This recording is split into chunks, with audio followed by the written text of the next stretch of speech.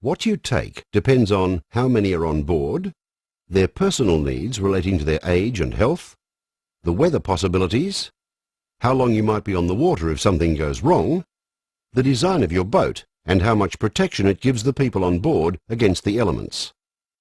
Remember, it is always colder on the water, and the sun can be stronger. 15 plus or higher sunscreen to protect everyone from sunburn and windburn is a must. Wear hats which keep the direct sun off your face, neck and ears. As the sun's reflection off the water can be particularly dangerous to your skin and eyes, a hat with a dark colour under the brim is much safer than one with white underneath. Don't forget your sunglasses. Take the appropriate clothes to keep everyone warm and dry if you're caught out after dark or in a storm. If you're in an open boat, be careful to store the extra clothes in a dry place or in a waterproof bag or container, so they're dry when you need them. If people are going swimming, make certain you have enough towels. Take enough to eat and drink to keep up your strength if your return is delayed.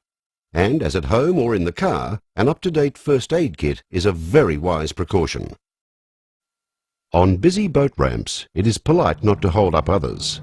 Therefore, prepare your boat for launching before you drive it onto the ramp. Ideally, you check the boat, safety gear and personal supplies before you arrived. Now check that the bung is in. Remove the trailer lights if they are not waterproof. Unclip the tie-downs fastening the boat to the trailer. Lower your engine. Check that the key is in and the fuel is on. Check that the D-shackle on the safety chain is finger tight so that you will not need tools to unfasten it on the ramp. Attach one end of the mooring line, which is called the painter, to the bollard on the bow and the other end to the stern cleat. This should be on the opposite side to the wind or tide, unless you're using a pontoon or jetty alongside the ramp, when you would attach it to that side. The painter helps control both the bow and stern at the same time when you launch the boat. If you're not expert at backing trailers, it is best to line up the towing vehicle and trailer in a straight line, one above the other, before you start. When reversing, all you need to do is keep them straight. Camber or bumps on the ramp will try to put the trailer offline. If you do get horribly offline, it is usually wise to stop. Drive back up the ramp until you are straight again and then have a second go. If you're on a ramp wide enough to cater for 2 or more vehicles, keep to your own side so that you don't hold up anyone else. Trailers and boats vary. However, in most cases, you stop your vehicle when the rear wheels reach the water. Put your handbrake on. Then loosen the cable and unclip it and the safety chain from the towing eye. Now either brake the trailer or back it in a little further until the boat slides or floats off. Use the painter to maneuver the boat out of the way while the towing vehicle and trailer are parked. Retrieving your boat is basically the reverse of the launch exercise. Remember to undo the boat cable before you back the trailer into the water to save time on the ramp. Attach the cable, wind up the boat, attach the safety chain. Then drive away from the ramp before hosing down the boat and preparing it for the road.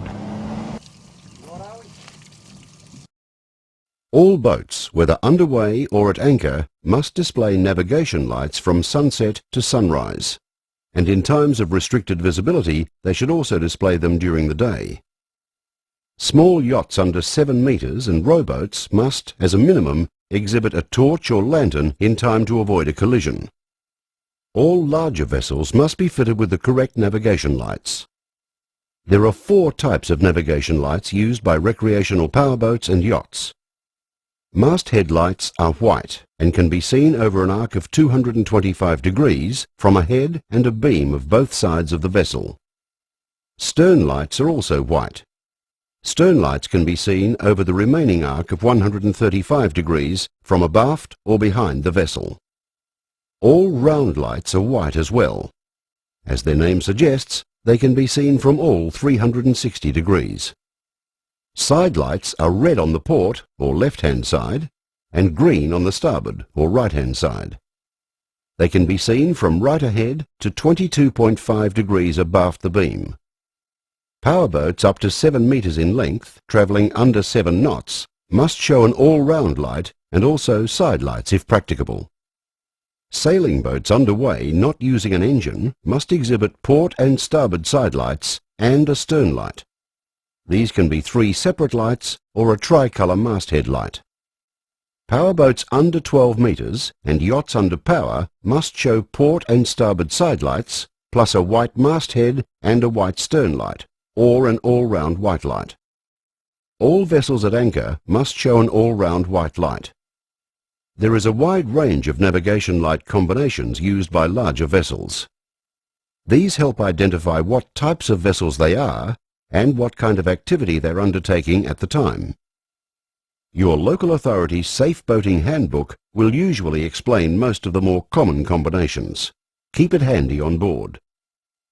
A simple rule for all recreational boat operators is to play safe and keep well clear of all large boats displaying additional lights at night.